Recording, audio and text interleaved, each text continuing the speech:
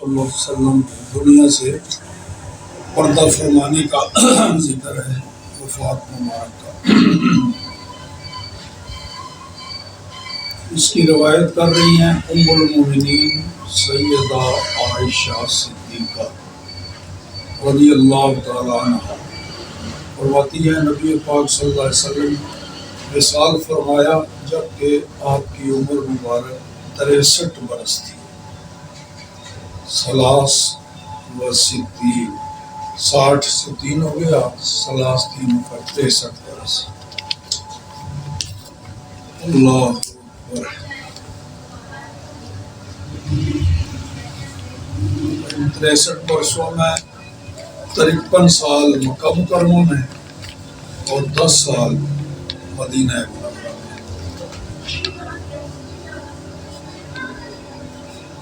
آگے ہے نبی پاک صلی اللہ تعالیٰ علیہ وسلم کی کنیت۔ ایک نام ہوتا ہے، ایک لقب ہوتا ہے، ایک کنیت ہوتی ہے۔ نام تو وہی علم جو رکھا گیا بچپن میں، لقب کسی کے کسی وصف کی وجہ سے لقب ہو گیا، تو کنیت ہوتی ہے اولاد کی طرف نسبت کر کے، بیٹی کی طرف یا بیٹے کی طرف نسبت کر کے کہا جائے تو کنیت۔ نبی پاک کی کنیت تھی ابو القاسم۔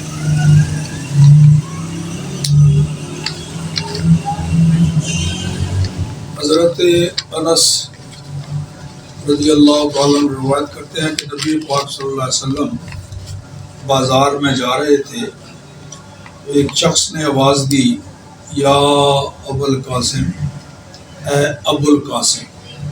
نبی پاک صلی اللہ علیہ وسلم اس کی طرف متوجہ ہوئے تو اس نے عرض کی حضور میں نے آپ کو نہیں بلایا، کسی دوسرے کو بلایا، اس کا نام ابو القاسم ہے۔ تو نبی پاک نے فرمایا پھر میرا نام تو رکھ سکتے ہو لیکن میری کنیت نہ رکھو، نام بے شک محمد رکھ لو، احمد رکھ لو، میری کنیت مت رکھو۔ تو یہ حکم منسوخ ہو گیا نبی پاک کے وصال۔ آپ ابو القاسم کنیت رکھنا چاہے تو رکھ سکتا ہے، نبی پاک کی ظاہری زندگی میں یہ منع تھا۔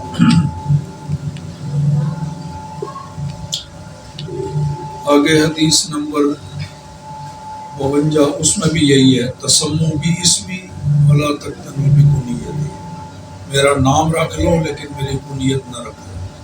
اگلا جو حدیث نمبر 53 ہے اس میں بھی یہی ہے، آخری لفظ وہی ہے، سمو بھی اسمی ولا تکتنوا بکنیتی۔ آگے باب بدل گیا، باب نمبر 23 آ گیا، اس کا کوئی خاص عنوان نہیں رکھا گیا۔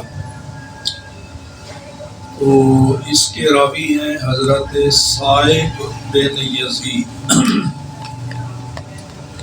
صائب بن یزید رضی اللہ تعالی عنہ فرماتے ہیں کہ 94 سال کی عمر تھی میری اور صحت مند۔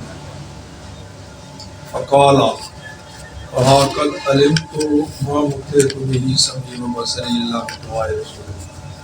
فرماتے تھے میرے جو اعصاب ٹھیک ٹھاک رہے، 94 سال کی عمر میں میری قوت سماعت بھی ٹھیک رہی، نظر بھی ٹھیک رہی، یہ صرف رسول اللہ کی دعا کے صدقے میں رہی۔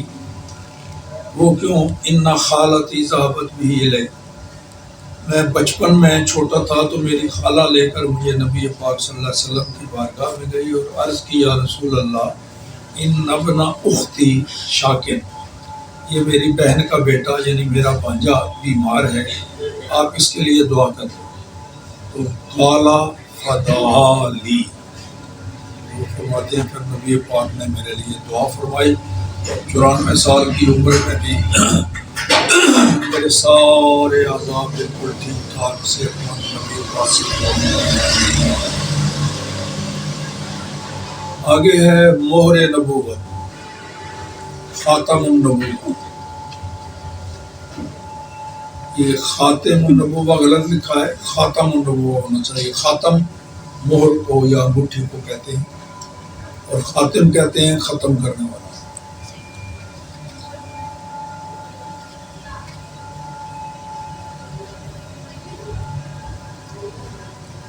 تو یہ حدیث جو ہے اس کے راوی ہیں، اس کے بھی صاحب بن یزید راوی فرماتے ہیں مجھے میری خالہ لے گئی رسول اللہ صلی اللہ علیہ وسلم کے پاس، عرض کی یا رسول اللہ میری بہن کا بیٹا جو ہے یہ بیمار ہو گیا ہے۔ تو نبی پاک نے مسح راسی میرے سر پر ہاتھ رکھا، ودعا لی بالبرکہ میرے لیے برکت کی دعا فرمائی۔ پھر کیا کیا؟ نبی پاک نے وضو کیا، تو نبی پاک کے وضو سے جو پانی بچا تھا میں نے اس کو پی لیا۔ پھر میں اٹھا تو نبی پاک کے پیچھے کی طرف، پیٹھ کی طرف، تو میں نے دیکھا نبی پاک کے دونوں کندھوں کے درمیان وہ مہر نبوت، خاتم النبوت وہ موجود تھی۔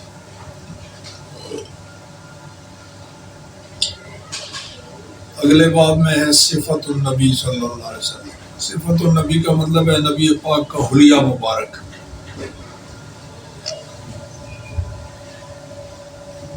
اس کی راوی کر رہے ہیں، روایت کر رہے ہیں حضرت عقبہ بن حارث، وہ کہتے ہیں صلی ابو بکر رضی اللہ تعالیٰ عنہ، صدیق اکبر رضی اللہ تعالیٰ عنہ نے نماز پڑھائی، پھر نکلے تو پیدل چل رہے تھے، مسجد نبوی سے نکلے اور الحسن، تو صدیق اکبر نے حضرت امام حسن کو دیکھا جو بچوں کے ساتھ کھیل رہے تھے چھوٹی عمر میں، حملہ علی عاتقہ، صدیق اکبر نے ان کو اپنے کندھوں پر اٹھا لیا اور کہا بے ابی شبیہ بالنبی لا شبیہ بعلی وعلی یضحک، میرا باپ صدقے قربان ہو تجھ پر، تو ہمارے نبی صلی اللہ علیہ وسلم کے مشابہ ہے، علی کے مشابہ نہیں ہے۔ علی یضحک، مولا علی بھی پاس کھڑے ہو کے ہنس رہے تھے۔ یہ صدیق اکبر امام حسن سے پیار فرما رہے ہیں۔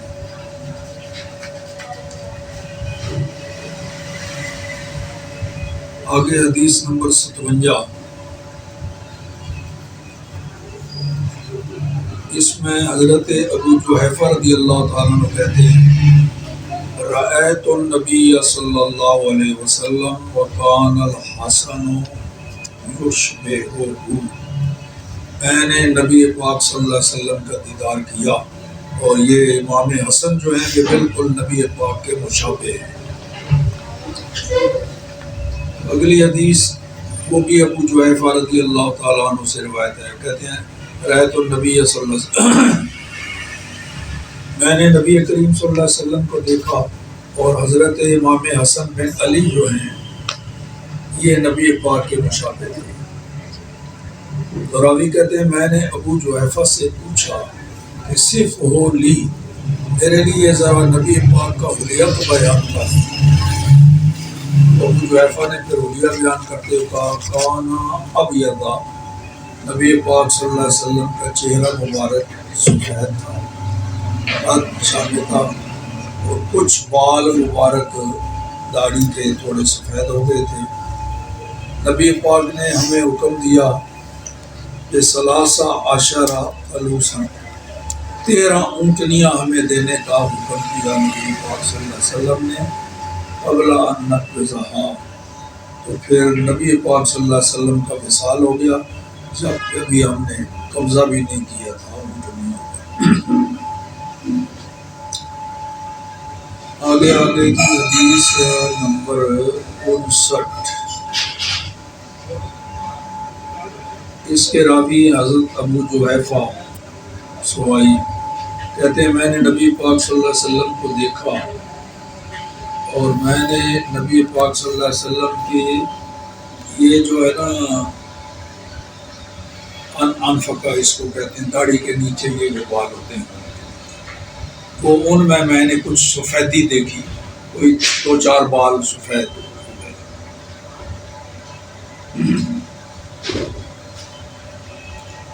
حدیث نمبر 60، اس میں بھی وہی ہے، نبی پاک صلی اللہ علیہ وسلم بڑھاپے میں تھے تو آپ کے انفقہ میں چند بال سفید تھے۔ آگے حدیث نمبر 61،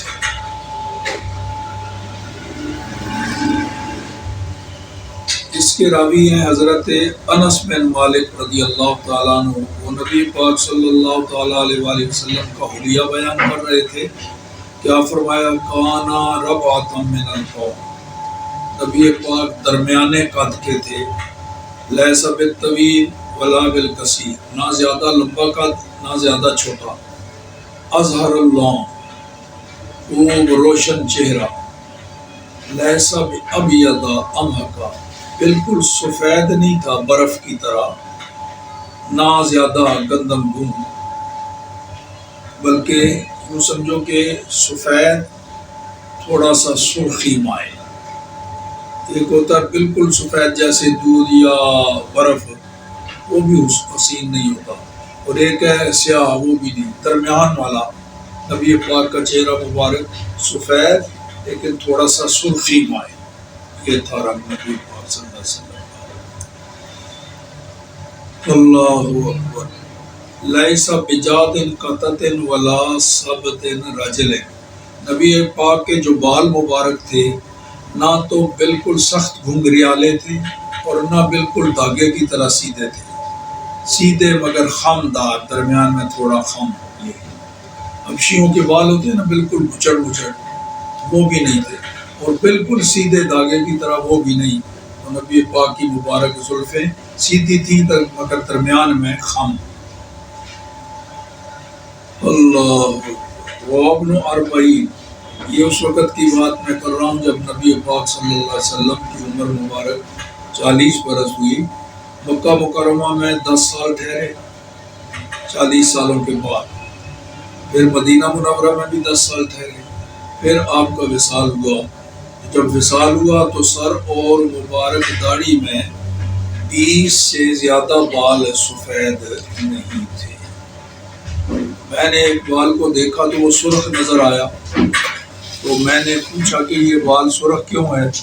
تو مجھے بتایا گیا کہ احمر من الطیب، خوشبو لگائی نبی پاک نے، تو وہ خوشبو کے رنگ کی وجہ سے وہ تھوڑا سا سرخ نظر آ رہا.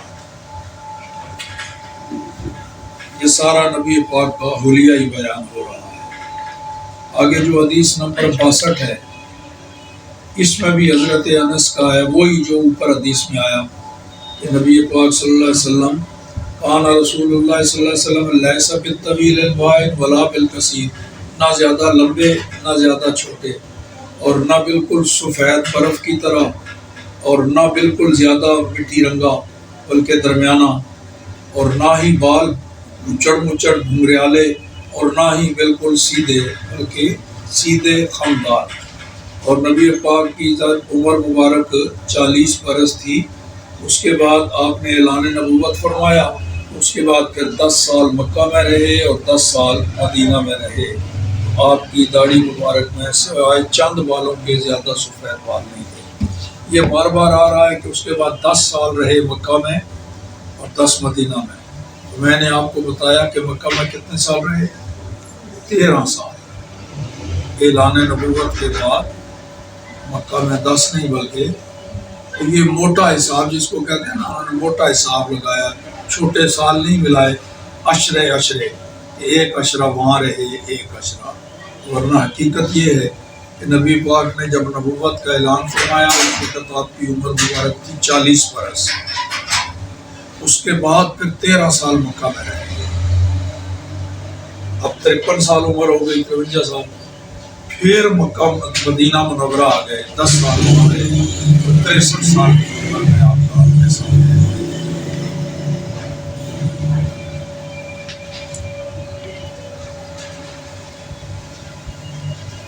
حدیث نمبر 63، یہ ہے راوی حضرت براء ابن عازب رضی اللہ تعالیٰ عنہ. وہ دیکھو کتنا پیارا جملہ فرماتے ہیں، کان رسول اللہ صلی اللہ علیہ وسلم احسن الناس وجہا واحسنہ خلقا لیس بالطویل البائن ولا بالقصیر. یہ خلقن کے بجائے خلقن ہونا چاہیے. یہ لکھا ہوا ہے نا احسنہ خلقا، نبی پاک سارے لوگوں سے خوبصورت چہرے والے تھے اور سب سے زیادہ اچھے اخلاق والے تھے۔ خلق کا مطلب وہی پھر چہرہ ہو جاتا ہے تو وہ پہلے آ گیا، آگے خلق۔ نبی پاک کی سیرت بھی بہت اچھی، صورت بھی بہت اچھی، اس واسطے اس کو خلقن کر لینا، زبر کے بجائے پیش ڈال لینا، احسنہ خلقن۔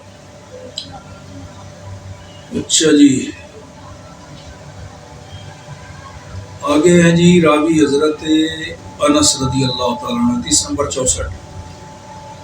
حضرت انس سے ابو قتادہ نے پوچھا، کیا نبی پاک صلی اللہ علیہ وسلم نے اپنی داڑھی مبارک کو مہندی لگائی، رنگ کیا؟ انہوں نے کہا نہیں، انما کان شیء فی صدرہ، نبی پاک کو مہندی لگانے کی ضرورت ہی نہیں پیش آئی، بال سفید ہوئے ہی نہیں، چند ایک بال وہ بھی یہ تھوڑا سا کن پٹی میں دو چار بال سفید تھے، اس واسطے کوئی مہندی نہیں لگائی، نہ رنگ لگایا۔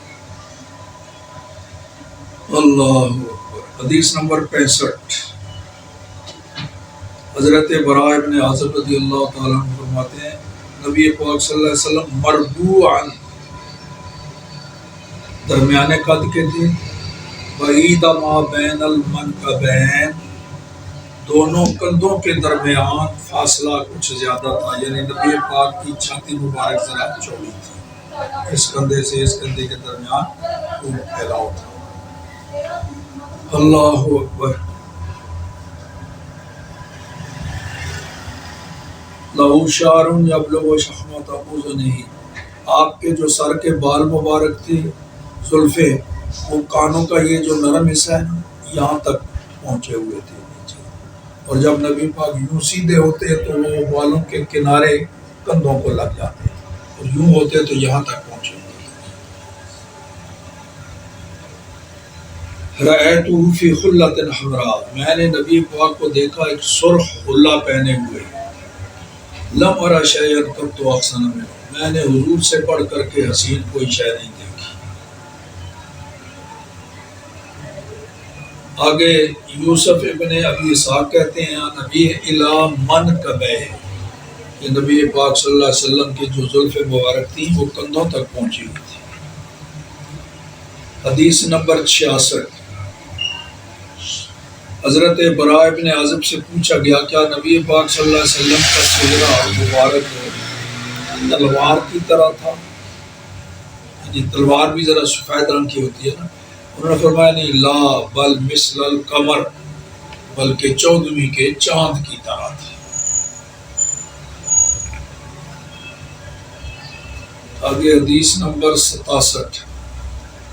حضرت ابو جحیفہ رضی اللہ تعالیٰ عنہ کہتے ہیں، خرج رسول اللہ صلی اللہ علیہ وسلم بالحاجرہ الی البطحاء، نبی پاک دوپہر کے وقت بطحاء کی طرف نکلے، فتوضا، وضو فرمایا، ثم صلی الظہر رکعتین والعصر رکعتین وبین یدیہ عنزہ، پھر ظہر کی 2 رکعتیں پڑھی، عصر کی بھی 2 رکعتیں پڑھی، آگے نیزہ گاڑا ہوا تھا تاکہ کوئی بندہ اگر گزرے تو وہ پیچھے سے گزرے، تاکہ وہ پہاڑ بن جائے، سترا بن جائے۔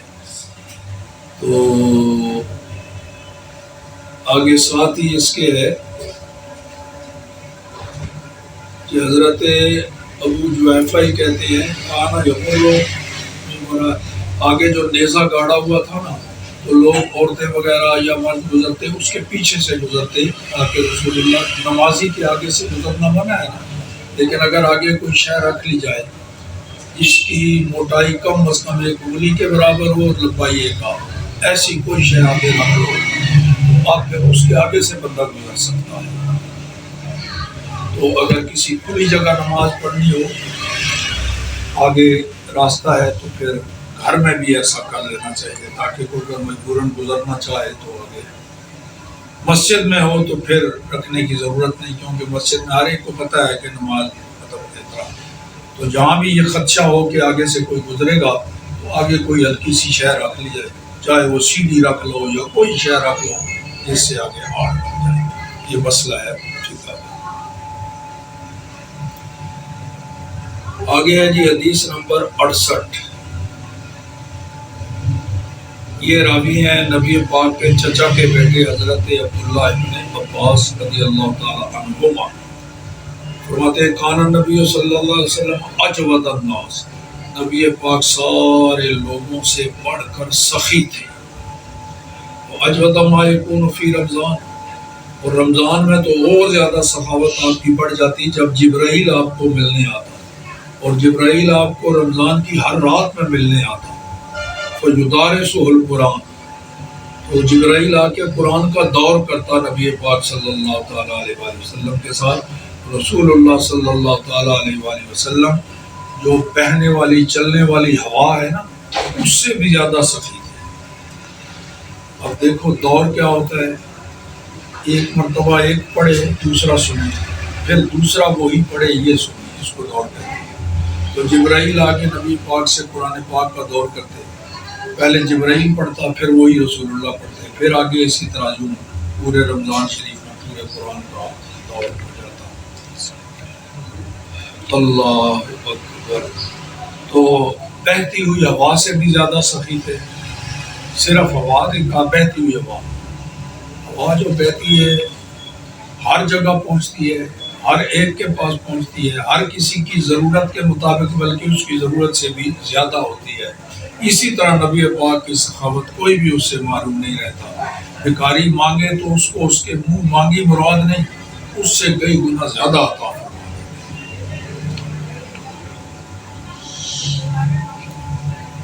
اگلی بھی حدیث دیکھ لو، حدیث نمبر 69. ام المومنین سیدہ عائشہ صدیقہ رضی اللہ تعالیٰ عنہ روایت فرماتی ہیں ان رسول اللہ صلی اللہ علیہ وسلم، نبی کریم صلی اللہ علیہ وسلم میرے ہاں تشریف لائے، مسرورا خوش خوش، تبرق و اساذر وجہ، آپ کے چہرہ مبارک سے نور کی شعائیں اٹھ رہی تھیں. تو مجھے کہا کیا تو نے سنا ہے مدلجی نے کیا کہا زید اور اسامہ کے بارے میں؟ ان دونوں کے پاؤں آپس میں ایک دوسرے کے ملتے تھے، تو نبی پاک نے فرمایا یہ پاؤں آپس میں باپ بیٹا کے لگتے ہیں. ہوا یہ تھا بیٹے، حضرت زید بن حارثہ رضی اللہ تعالیٰ عنہ نبی پاک کے غلام تھے. نبی پاک نے ان کو آزاد کر دیا تھا، آزاد کر کے اپنا بیٹا بنا لیا تھا حضرت زید بن حارثہ. قرآن پاک میں بھی ان کا ذکر ہے 22ویں پارے کے شروع میں. تو ان سے بے پناہ محبت تھی نبی پاک کو، نبی پاک سے وہ بھی بڑا ادب و احترام کرتے. ان کا بیٹا ہے اسامہ، اور نبی پاک نے حضرت زید کی شادی ایک خاتون سے کر دی، ام ایمن سے. ان سے ام ایمن تھی حبشیہ، ان کا ذرا رنگ سانولا تھا، تو بیٹے کا بھی رنگ تھوڑا سانولا ہو گیا اسامہ کا. تو کچھ لوگ یہ ایسی باتیں کر دیتے، کہتے نہیں یہ زید کا بیٹا نہیں لگتا. اس سے نبی پاک کو بڑا دکھ ہوتا، کیونکہ زید کو نبی پاک نے اپنا بیٹا بنایا ہوا تھا، اسامہ اپنے پوتا کی قائم مقام ہو گیا. تو وہ ایک بندہ آیا مدلجی اس کو کہتے ہیں، جو پاؤں کی لکیریں دیکھ کے نا تو وہ شناسائی کر لیتے ہیں کہ یہ کون ہے، اس کا بیٹا کون ہے. یہ تو وہ آیا، تو یہ دونوں باپ بیٹا سوئے ہوئے تھے، کمبل کیا ہوا تھا، پاؤں ننگے تھے، چہرے پر کمبل کیا ہوا تھا، کمبل ذرا چھوٹا تھا نا تو پنڈلیوں تک پہنچ گیا، پاؤں کمبل سے باہر تھے. اس نے دیکھا تو اس نے کہا یہ دونوں آپس میں ایک باپ اور ایک بیٹا ہے، ان کے پاؤں کے نشان. اس پر نبی پاک خوش ہوئے کہ اب ان لوگوں کا منہ بند ہو جائے گا جو ان پر تانے. اس پر پھر نبی پاک خوش ہوئے اور آ کے حضرت عائشہ کو کہا عائشہ سنا ہے تو نے مدلجی نے کیا کہا؟ اس نے کہا یہ دونوں جو ہیں جن کے پاؤں نظر آئے یہ باپ بیٹا. یہ خوشی میں فرمایا نبی پاک صلی اللہ علیہ وسلم. چلو ایک حدیث اور بھی پڑھ لو تاکہ 70 پوری ہو جائے. یہ ہے کعب ابن مالک رضی اللہ تعالیٰ عنہ روایت کرتے ہیں جب یہ غزوہ تبوک سے پیچھے رہ گئے تھے، اس میں شریک نہیں ہو سکے، تو کہتے ہیں نبی پاک ذرا تھوڑے سے مجھ پر ناراض ہوئے. میں جب آیا سلمت علی رسول اللہ صلی اللہ علیہ وسلم، نبی پاک کو میں نے سلام عرض کیا، وَهُوَ يَبْرُقُ وَجْهُهُ مِنَ السُّرُورِ، تو نبی پاک صلی اللہ تعالیٰ علیہ وسلم خوشی سے آپ کا چہرہ چمک رہا تھا. وقال رسول اللہ صلی اللہ علیہ وسلم اذا سر استطار وجهه، جب نبی پاک صلی اللہ علیہ وسلم کبھی خوش ہوتے تو آپ کا چہرہ چمک اٹھتا گویا کہ چاند کا ٹکڑا ہے۔ وَكُنَّا نَعْرِفُ ذَلِكَ مِنْهُ، اس سے ہم سمجھ جاتے تھے دیکھ کے کہ حضور خوش ہے، نبی پاک کے چہرے سے دیکھتا